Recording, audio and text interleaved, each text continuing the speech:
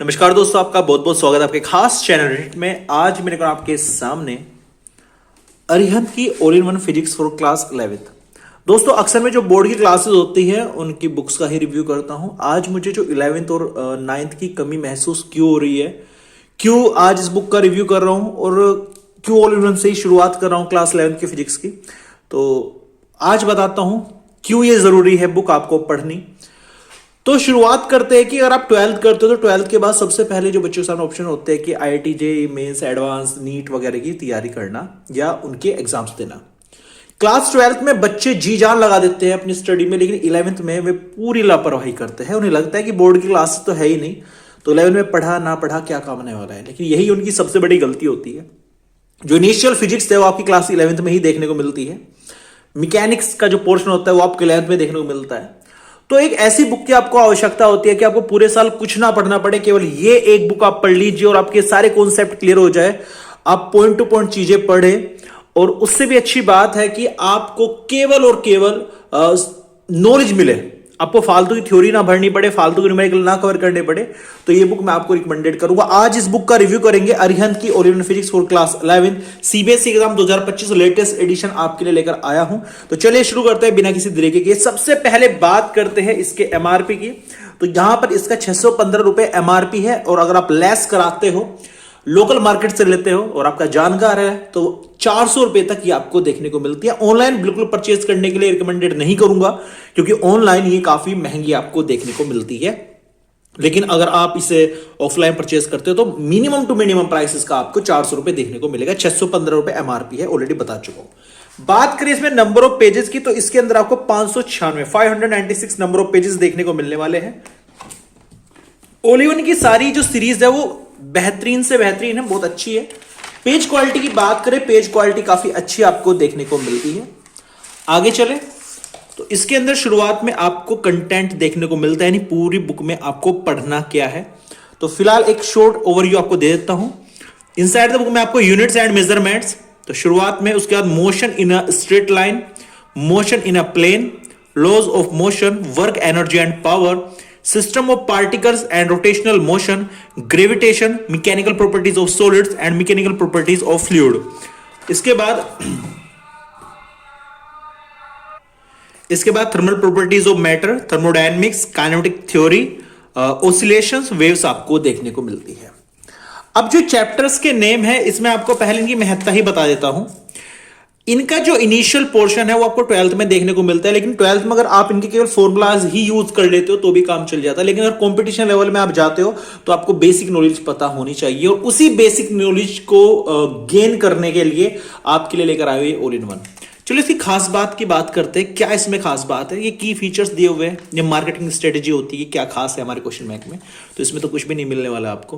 तो इस सीबीएसई का सिलेबस है, जो आपको पढ़ना है उसी के अकॉर्डिंग ये डिजाइन किया गया है। अब शुरुआत करते हैं चैप्टर से। चैप्टर किस प्रकार का पैटर्न है? सबसे पहले चैप्टर 1 यूनिट्स एंड मेजरमेंट्स। इसके अंदर आपको शुरुआत में इन दिस चैप्टर क्या क्या टॉपिक आपके सिलेबस में वो दिए गए हैं, लेकिन बताया सब कुछ गया है। तो शुरुआत में जो फिजिक्स होती क्या है वो बताया गया है। इसके बाद इसकी यूनिट्स कौन कौन सी होती है, physical units, fundamental unit, derived unit. अब कमाल की बात मुझे ये लगती है कि इसमें कम शब्दों में सब कुछ एक्सप्लेन कर दिया गया है, पॉइंट टू पॉइंट बातें बताई गई है। ऐसा नहीं है कि हेडिंग को कवर करने के लिए 2-3 पेज की थ्योरी भर दी गई है, जिससे बच्चों को पढ़ना थोड़ा सा बोरिंग महसूस करते हैं। तो बच्चे आप पॉइंट टू पॉइंट पढ़ेंगे और उनको ज्यादा टाइम तक उसको याद रखना भी थोड़ा सा इजी रहेगा। कुछ अगर एक्स्ट्रा पॉइंट है, इंपोर्टेंट पॉइंट है, उसको एक बॉक्स में प्रेजेंट कर दिया गया है। फिजिकल यूनिट्स एंड कैरेक्टरिस्टिक्स दी गई है। यहां पर जो मेन फंडा है वो यहाँ के फॉर्मूले है, मेन कॉन्सेप्ट है। जैसे ये थ्योरी है शुरुआत को, मैं इसको इतनी इंपॉर्टेंस नहीं देता। अब मान के चलो यहां पे बेसिक क्वांटिटीज है, एसआई यूनिट्स है, वो पढ़ना कैसे आपको बता रहा हूं थोड़ा मैं। तो आपको basic units length, mass, time, electric current, thermodynamic temperature, amount of substance और ल्यूमिनस इंटेंसिटी दी गई है। और इनकी जो यूनिट है वो क्या है, इनकी डेफिनेशन डजंट मैटर। तो ये आपको पता होना चाहिए कि आपको पढ़ना है और क्या आपको अवॉइड करना है। ठीक है, आगे चले जो सप्लीमेंट्री यूनिट है वे 2 है। ये है क्या, इनके बारे में आप देख सकते हैं, इनको पढ़ सकते हैं आप, क्योंकि ये थोड़ी सी यूनिक है, थोड़ी अलग है। इसके बाद सारे के सारे आपको एसआई यूनिट्स यहां पर देखने को मिलते हैं। आपको यहां पर एक तरीके से जो फिजिकल क्वांटिटी है उनकी यूनिट याद करने के लिए अलग से मेहनत नहीं करनी पड़ेगी। आगे चले तो यहां पर डेका में कितने होते हैं, हेक्टो में कितने होते हैं, किलो में कितने होते हैं, किसकी मल्टीप्लाई करते हो, यहां पर आपको देखने को मिलता है। क्योंकि ये सबसे बड़ी वीकनेस होती है जब आप न्यूमेरिकल सोल्व करते हो, तो जो इनिशियल चीज आती है, अगर गीगा में दे दिया कुछ भी, गीगा जूल गीगावाट लग गया अगर, तो आपको पता होना चाहिए 10⁹ से आपको मल्टीप्लाई करना है।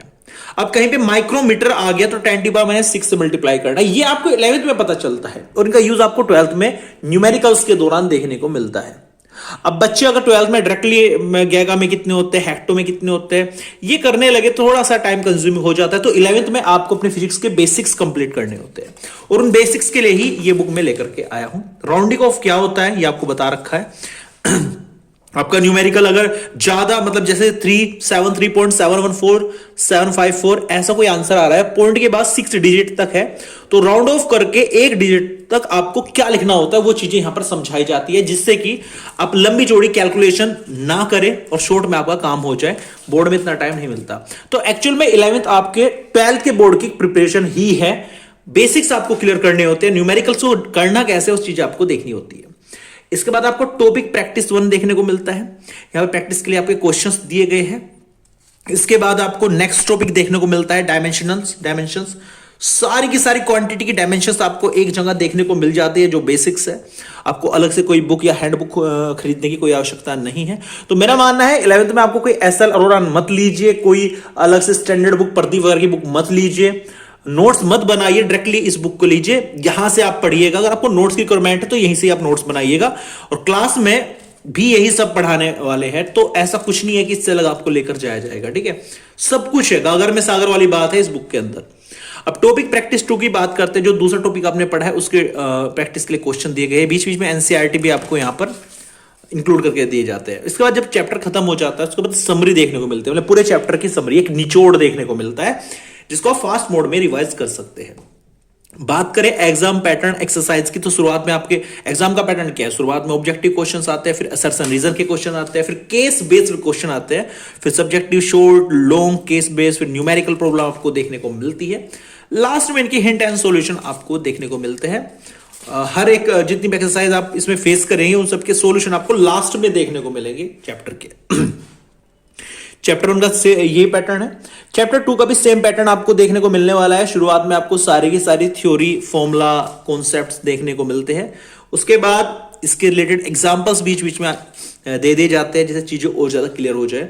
अगर किसी चीज में कुछ नया एक्स्ट्रा आ रहा है तो वहां पर एक नोट दे दिया जाता है उस चीज को ज्यादा क्लियर करने के लिए। तो और जो फॉर्मूला आएगा फाइनल उसको एक बॉक्स में बंद कर दिया जाता है। ग्राफ का भरपूर प्रयोग किया गया है। जब टॉपिक 1 खत्म हो जाता है तो उसकी प्रैक्टिस के लिए एक एक्सरसाइज दी जाती है, न्यूमेरिकल पोर्शन अलग और सब्जेक्टिव पोर्शन अलग। नेक्स्ट टॉपिक आता है, फिर उसके एग्जाम्पल्स आते हैं, फिर उसके बाद आपका उसकी एक्सरसाइज आती है प्रैक्टिस करने के लिए, फिर समरी आती है पूरे चैप्टर की। समरी में आपको एक तरीके से पूरे चैप्टर का निचोड़ आता है। जब आप रिवाइज कर रहे होंगे तो रिवाइज दौरान आपको केवल समरी पढ़ने की आवश्यकता होगी, आपको सब कुछ देखने की आवश्यकता नहीं है। सबसे बड़ी बात है हर क्वेश्चन का सॉल्यूशन इसमें आपको देखने को मिलता है। तो 11th में आप अगर ऑल इन वन से तैयारी करते हो तो आपके सारे बेसिक्स कंप्लीट हो जाते हैं। जो आपके बोर्ड एग्जाम्स होते हैं, सॉरी होम एग्जाम्स जो होते हैं आपके 11th क्लास के, उनमें भी आपको भरपूर अच्छे नंबर मिलते हैं। ऐसा एक्सपीरियंस किया गया है तो उसके आधार पर मैं बता रहा हूं आपको। और ऐसे चैप्टर 3 यहां पर दिया गया है सेम। तो थ्योरी ऐसा नहीं है लंबी चौड़ी थ्योरी है जैसे बुक में दे देते हैं, होता टॉपिक कुछ है। अब एसएल अरोड़ा की बात ले लीजिए आप, उसमें शुरुआत में अगर एक टॉपिक है तो अगर एंगुलर मोमेंटम ही है या फिर कोई और टॉपिक भी है तो मैं पहले लंबी चौड़ी थ्योरी लेकर आते, बेसिक से क्लियर करते। लेकिन यहां पर कम लाइनों में भी आप बेसिक से क्लियर कर सकते हो। ऐसा नहीं है कि आपको आधा समझ में आएगा आधा नहीं आएगा, आपको क्लियर सब कुछ होने वाला है। तो यही सेम पैटर्न्स में पूरी बुक में यूज किया गया है। यानी समरी लास्ट के शुरुआत में आपका जो चैप्टर है, जैसे मैकेनिकल प्रॉपर्टीज ऑफ सॉलिड की बात कर लेते हैं हम। शुरुआत में सारी थ्योरी, बीच बीच में कॉन्सेप्ट्स, फॉर्मूलाज, एग्जांपल्स, उसके बाद टॉपिक की एक्सरसाइज आपको देखने को मिलती है। फिर अगला टॉपिक आता है, फिर उसकी एक्सरसाइज आपको देखने को मिलती है, फिर इसके बाद आपको समरी देखने को मिलती है, फिर एग्जाम पैटर्न, मतलब एग्जाम के पॉइंट ऑफ व्यू से किस प्रकार क्वेश्चन आपके बन सकते हैं वो पैटर्न आपको देखने को मिलता है। लास्ट में आपको हिंट एंड सॉल्यूशन देखने को मिलता है, जहां से आप अपनी जो टॉपिक एक्सरसाइज थी उनके आंसर को आप इजीली मैच कर सकते हो और लास्ट में यहां पर आपका चैप्टर खत्म हो जाता है। सेम पैटर्न पूरी बुक में यूज किया गया है, ये खास है इस ऑल इन वन के अंदर। अब बात कर लेते हैं इसके अंदर लास्ट में आपको क्या देखने को मिलता है। चलिए चलते हैं इसके लास्ट पोर्शन में। जैसे लास्ट चैप्टर आपका वेव्स खत्म होता है तो यहां पर आपको sample question paper 1 physics unsold देखने को मिलता है, जिसको आपको खुद सोल्व करना होता है। जिसका आंसर आपको ना पता लगे, आप शुरुआत के चैप्टर्स में जाकर उसका सॉल्यूशन ढूंढ सकते हैं, या आप इंटरनेट की मदद से भी इसको सोल्व कर सकते हैं। वैसे प्रैक्टिस के लिए है तो प्रैक्टिस ही करनी पड़ेगी। जो शॉर्ट में आंसर है, ऑब्जेक्टिव टाइप क्वेश्चन टाइप है, उनके डायरेक्टली आंसर यहां पर दे दिए गए हैं आंसर की मिलाने के लिए। वैसे ओवरऑल अनसोल्ड है, लेकिन जो शॉर्ट क्वेश्चन है उनके आंसर की लास्ट में आपको देखने को मिलती है। तो ये था अरिहंत का all in one physics for class 11th का एक छोटा सा रिव्यू।